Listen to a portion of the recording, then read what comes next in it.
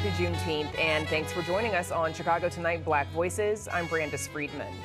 On the show tonight, the legacy of slavery and the aftermath still echoes today. A look at the city's efforts to launch a reparations program. Racial disparities in generating wealth. A new study explores economic inequities between white communities and those of color. My heart is filled to see all of these people out here. Chicagoans are celebrating Juneteenth with music, parades, and of course barbecue. We're live at the DuSable Museum. And a former pro baseball player is working with student athletes to design custom Juneteenth artwork. And now to some of today's top stories. Communities across the region are celebrating Juneteenth today, commemorating the day in 1865 when 250,000 enslaved people in Galveston, Texas, learned of their freedom. In Flossmoor, neighbors followed up their weekend Juneteenth festival with today's third annual Juneteenth parade. And in Pullman, where the A. Philip Randolph Pullman Porter Museum has been celebrating Juneteenth for 12 years, organizers held a parade, block party, and youth Olympic Games. Events are also taking place at the DuSable Museum of African American History today. As we mentioned, Angel Ito will have a live report on those in just a few minutes. 2 Chicago firefighters remain in good condition after being injured fighting a massive fire. Hundreds of firefighters responded to the commercial pallet warehouse in Westtown last night. The fire was fueled by high winds and a plume of black smoke billowing over the neighborhood. It could be seen for miles. No warehouse employees were injured, but the facility is destroyed. Authorities have released no information on the cause of the fire. Members of the White Sox and Cubs, as well as fans across the country, are remembering a baseball giant today. Hall of Famer, the Say Hey Kid, catcher of The Catch, and all-around beloved guy, Willie Mays, has died at the age of 93. Mays was known as a player who had the rare ability to hit home runs, 660 of them in his 23-season career, while also excelling at running, throwing, and fielding. The Chicago White Sox and Cubs paid tribute in social media posts, remembering how his electric energy thrilled fans at every ballpark he played, including 179 games at Wrigley Field. Mays began his career playing for the Negro League's Birmingham Black Barons before joining Major League Baseball in 1951, just a few years after Jackie Robinson integrated the league. He spent much of his career playing for the now San Francisco Giants. His death comes just 2 days before a game between the Giants and the St. Louis Cardinals to honor the Negro Leagues at Rickwood Field in Birmingham, Alabama, where fans there paid him tribute just last night. Up next, how a Chicago institution is celebrating today's holiday right after this. Chicago Tonight, Black Voices, is made possible in part by the support of these donors.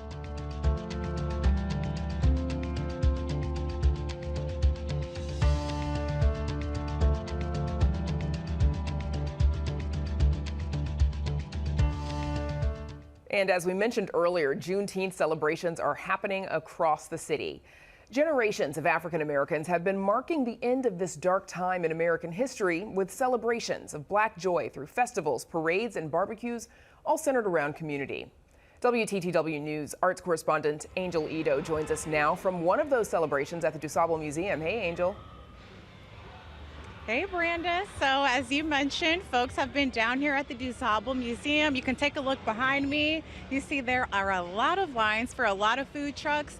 Folks have been down here as early as 10 a.m. this morning, and the day was really centered around celebrating community with the 3rd annual Juneteenth celebrations theme being Moving Toward Freedom. We decided on a theme of moving towards freedom, so we've got a lot of things that involve motion. We have a skating rink over there, and when you go, you'll see the 13th Amendment, all of these milestone things that we gained. And then there's a QR code you can scan to find out more about the history of whatever you're seeing on the posters around there. We got NASCAR here. We got the Divine Nine here doing a step show. So it's just about movement and all of the gains that people have made in celebration of those gains. Our obligation and our duty here to look through an African-centered lens. So Juneteenth here is free for everybody because we won't commercialize it. It is also a day where we have to be true to the tradition, where everybody else might say, okay, it's a party day, okay, it's a day off. And, you know, we want to make sure that we never forget why it started. So it's up to us who speak for that particular population to make sure that we help people to remember, though we're having fun, if there's a party with a purpose.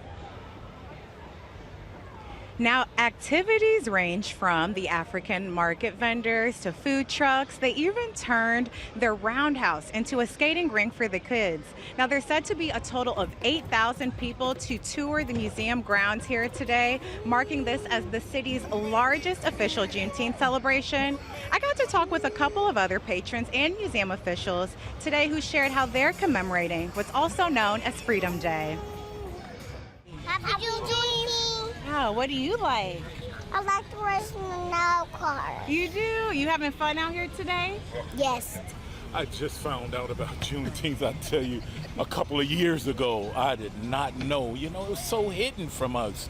And it's such a shame, you know, this a part of our history. But I think it's an awesome way for us to get together as Black people and celebrate something that was held back from us. My heart is filled to see all of these people out here, all of these merchants. I've been quite a bit, but it's just so great to see us, and we're so talented, and we're just coming together. And we're just really happy. Juneteenth is a day of celebration. You know, it is a real piece of American history. Now, activities go on until about 8:30 or so this evening. So if you haven't been able to get out and celebrate Freedom Day, you've still got a little bit of time. And Brandis, that includes you. Never too late to celebrate, Angel. Thanks so much. Up next, Chicago's mayor announces a new effort to right past wrongs. Stay with us.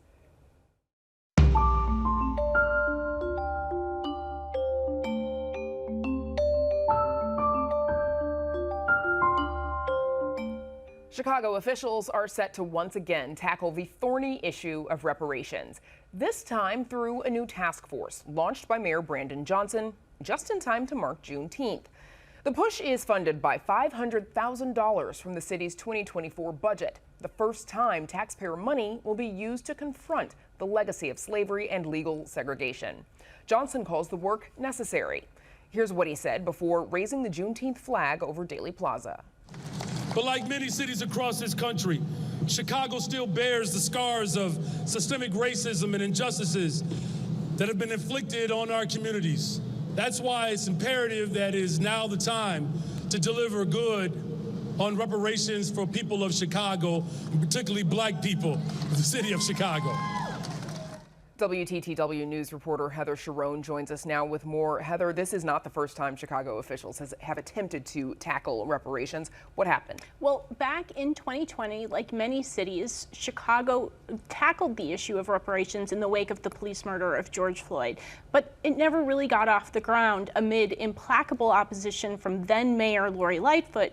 Brandon Johnson has promised to pick up where she left off. So what exactly is the task force charged with doing? So it will be jointly led by the Mayor's Office of Equity and Racial Justice and the City Council's Black Caucus. And they will be charged with really sort of a wide-ranging sort of task. First, they have to define sort of what the harm was. Now, Brandon Johnson's got some ideas about that, but they're also going to be asked how the city can address that, what steps it can take. Is it money? Is it programs? Or is it an educational effort through the city's schools? I think are all things that are going to be on the table there. So Johnson launched the task force with an executive order that included an apology, quote, on behalf of the city of Chicago for the historical wrongs committed against Black Chicagoans and their ancestors who have continued to bear injustices. Did he say what those injustices are? Well, really the heart of his 2023 platform for mayor was an acknowledgement that Chicago's Black communities have faced decades of disinvestment. And he sees that legacy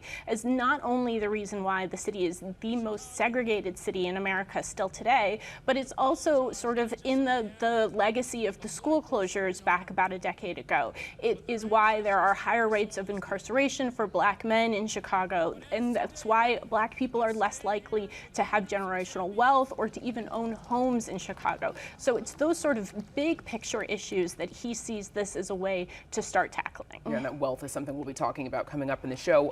A separate commission created by state law in 2020 is also finally getting underway. What was the African Descent Citizens Reparations Commission? What are they going to focus on? So they have a little bit of a different task, and they're going to look at sort of educational issues like, does Chicago need more vocational schools? And they also are going to lobby for a law that would force Illinois companies to sort of declare whether they benefited from slavery. A similar law has been on the books in Chicago for 25 years, has yet to really been enforced. Okay, I'm very eager to see what comes of both of these agencies. Heather Sharon, thank you so much. Thanks, Brandis. And you can read Heather's full story on our website. It is all at WTTW.com/news.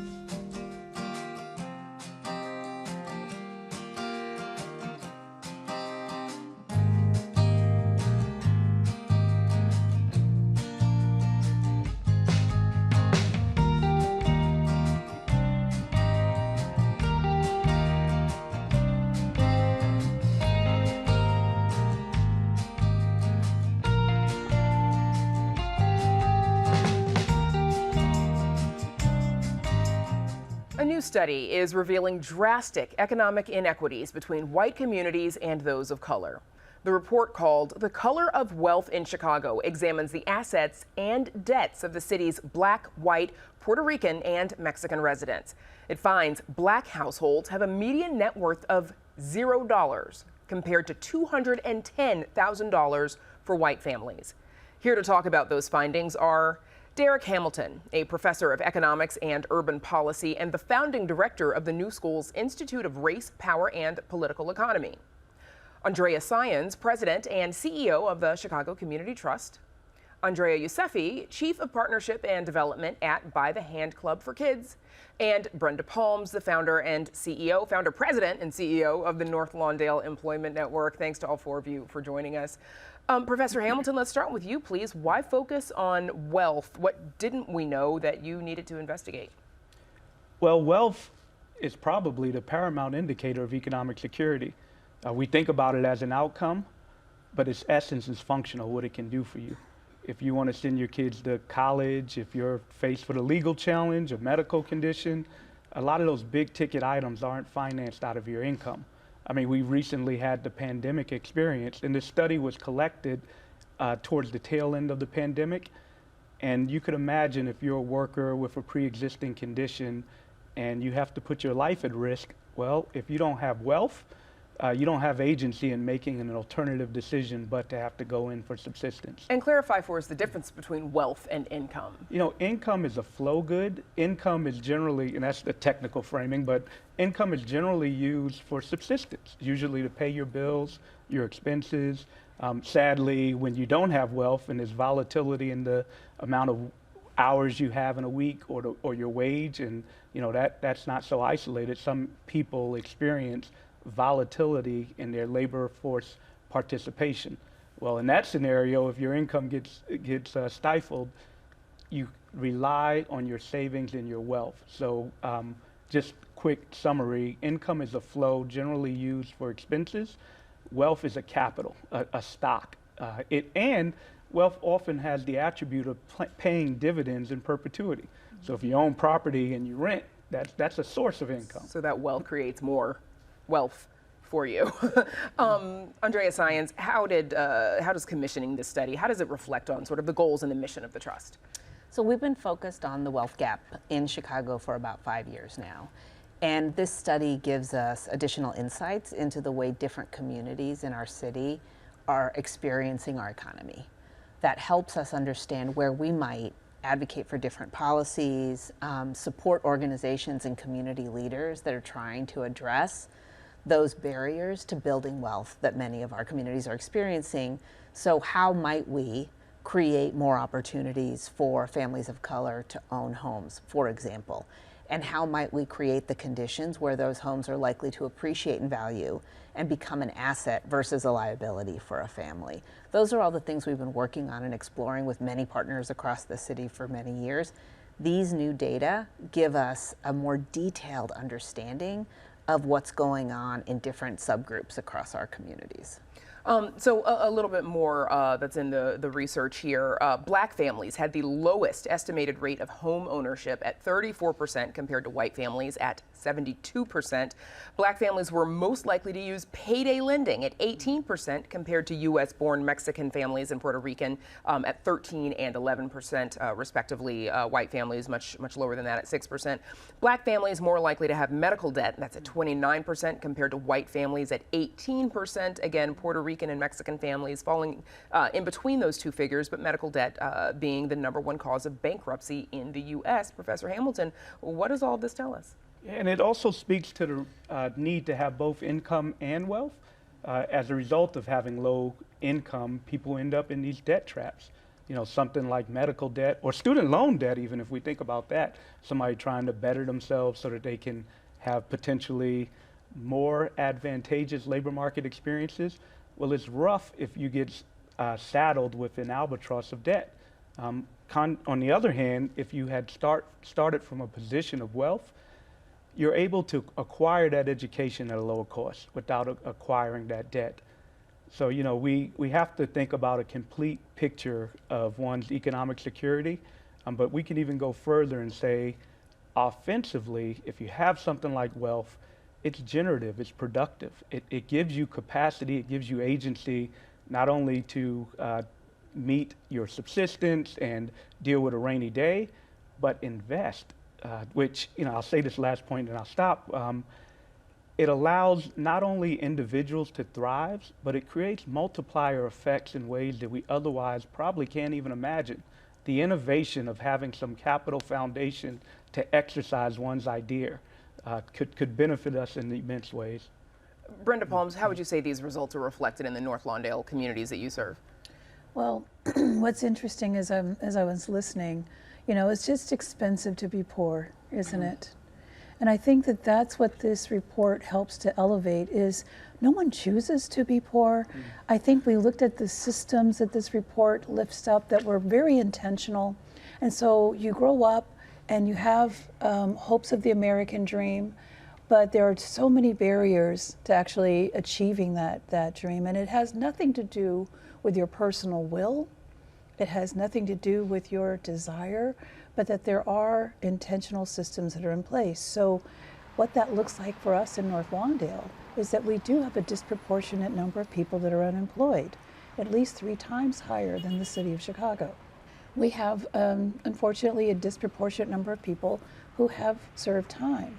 And it isn't because our community is worse than any other community, is that the resources and options and choices that we've talked about haven't been in place. And so people do make poor choices. And we know that just spending time in prison is going to have a significant impact on your earnings potential over the course of your life. So that's what it looks like. But I will tell you that on the good side, boy, it's exciting to see the growth that is taking place. We've just opened up a beautiful Be Love Cafe. People can come and sit on a outdoor patio and sip on something sweet and good. And we're not the only ones. So there's a tremendous opportunity, affordable housing that's being created, true access that people can purchase homes without, with fair and just loan products. So work happening in the community to turn some of this around. Same question to you, Andrea Yousefi. How does some of this research, how is it reflected in your community, and what's the work that's being done to change it? Yeah, so Austin is one of the largest neighborhoods in Chicago. We have over 95,000 residents in our community, and the neighborhood that I work in, North Austin, has 1 million residents within 5 miles, which is really densely populated, and we have a lot of the challenges that were expressed in this this report. But what you see, especially coming out of the pandemic, is a lot of creativity. So by the Hand Club for Kids, we're a faith-based after-school program. We were really formed 20 years ago to address these barriers that are in our community. We pick kids up on a school bus, they get dinner by the Hand Club, academic tutoring and enrichment, and then we drop them home safely at night. And all of this has led to, over the last 20 years, 86% of our students graduating high school. But coming out of the pandemic, we knew we had to do even more than that. So we worked with partners and philanthropy.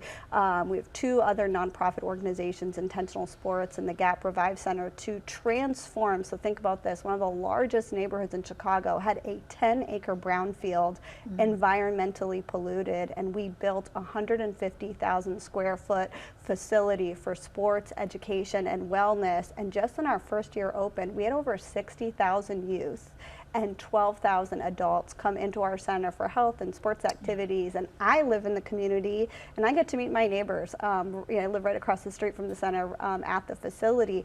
And when you see all that, that's so much more than, yeah, you're in a soccer program or you're in a basketball program or you're in by the Hand Club after school.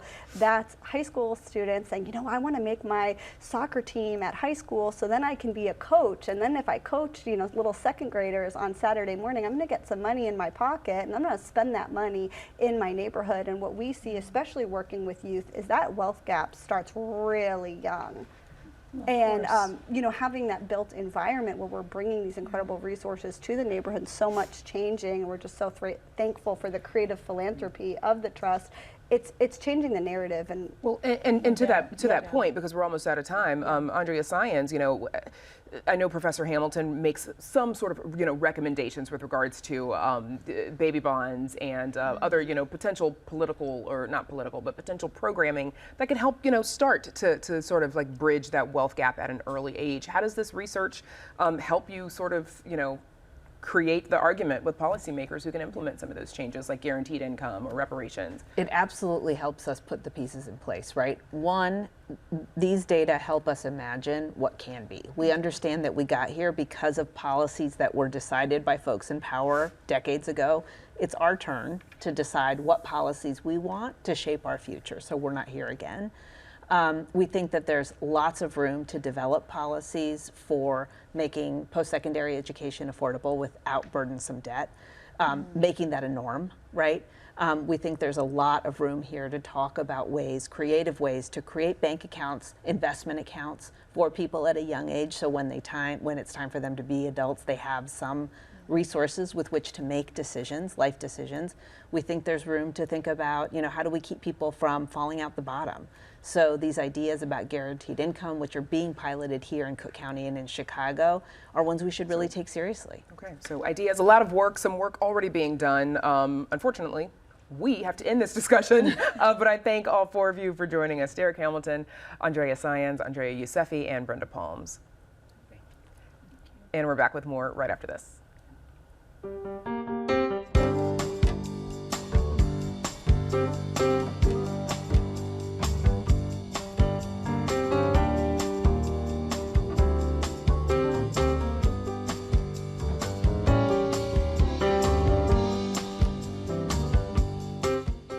A former second baseman for the Chicago White Sox turned artist is partnering with White Sox Charities' amateur City Elite program, also known as ACE, for a one-of-a-kind Juneteenth collaboration. Micah Johnson worked with student athletes to design custom Juneteenth artwork that the boys will wear on their jerseys this weekend. The all-black t-shirt features a patch in the middle surrounded by designs created by the students. With black baseball players making up only 6% of major league rosters, we spoke with Johnson and some of the students about the significance of this collaboration. You might get people who are not fans of baseball, like, yo, that was actually cool what the White Sox did. I'm gonna tune into a game. Transversely, you might get people at the stadium saying, wow, that's actually a cool way to honor this holiday. I didn't know, I'm gonna go learn more about this. So that's what I look at my job is to raise awareness. I learned a lot from them, actually. I left inspired because they were outputting creatively from their own perspectives. These kids, you know, didn't have a frame of reference on other artists or what they should draw. You know, it was very pure. took me out of my comfort zone. And once we started talking and stuff, and like got comfortable and like got to know each other, it got really easier. Got to be crafty by myself. I just got to create my image of what I thought looked best. Like black baseball do matter for real, so that's why I put it on there. It's really important because I like, for our generation, they need more like black younger people playing the game of baseball. Why is celebrating Juneteenth important? It's just celebrating the people that paved the way for us and the future of black baseball. And the t-shirts are for ACE students only. However, patches are available for sale to Sox fans, with a portion of proceeds going to assist the budding baseball players in the program. And that is our show for this Wednesday. Be sure to check out our website, WTTW.com/news, for the very latest from WTTW News. And join us tomorrow night at 5:30 and 10 for Chicago Tonight Latino Voices. President Biden celebrates the 12th anniversary of DACA while announcing a new policy shielding some undocumented residents from deportation. And we'll have the latest on the record-breaking extreme heat gripping the Chicago area. Now, for all of us here at Chicago Tonight Black Voices, I'm Brandis Friedman. Stay healthy and safe, and have a good night.